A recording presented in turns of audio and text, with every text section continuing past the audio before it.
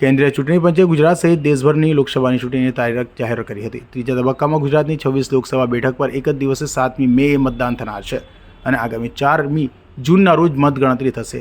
તો ગુજરાતમાં 12 એપ્રિલથી 19મી એપ્રિલ સુધી ઉમેદવારી ફોર્મ ભરવામાં આવનાર છે।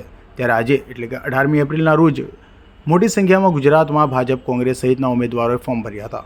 સુરત લોકસભા બેઠક પર ભાજપના ઉમેદવારે મંગળવારે ફોર્મ ભરી દીધા બાદ ઇન્ડિયા ગઠબંધનના કોંગ્રેસના ઉમેદવાર નિલેશ કુંભાણીએ પણ ફોર્મ ભર્યું હતું। નિલેશ કુંભાણીએ કોંગ્રેસ અને આમ આદમી પાર્ટીના નેતાઓ તથા કાર્યકરો અને સમર્થકો સાથે રેલી આકારે કલેક્ટરાલયે પહોંચી સુરત લોકસભા બેઠક પર દાવેદારી નોંધાવી હતી।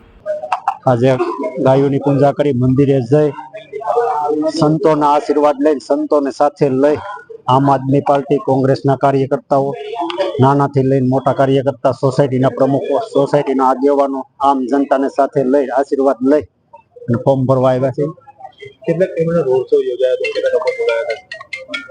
લોકો સ્વયંભૂ બહુ મોટી સંખ્યામાં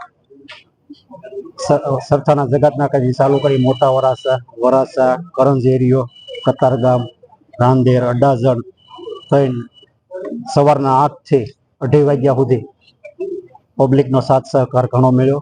સાથે રહ્યા, અત્યારે ફોર્મ ભરવાનો પૂરો ટાઈમ થઈ ગયો છે, લોકો સાથે રહ્યા છે અને આ વખતે ઇન્ડિયા ગઠબંધનની સરકાર બને છે, એમાં કોઈ બે મત નથી। સુરત લોકસભા બેઠક ભાજપનું ગઢ ગણાય છે। આ વખતે ભાજપે 3 વખતના સાંસદ દર્શનાબેન જરદોશની જગ્યાએ પીઢ ભાજપી નેતા મુકેશ દલાલને ટિકિટ આપી છે। ત્યારે એક તરફ ભાજપના તળસુરતી ઉમેદવાર સામે કોંગ્રેસના પાટીદાર નેતા નિલેશ કુંભાણીને મેદાને ઉતાર્યા હોય ત્યારે ચૂંટણી પરિણામે જ ખબર પડશે કે કોનું પલડું ભારે રહ્યું છે।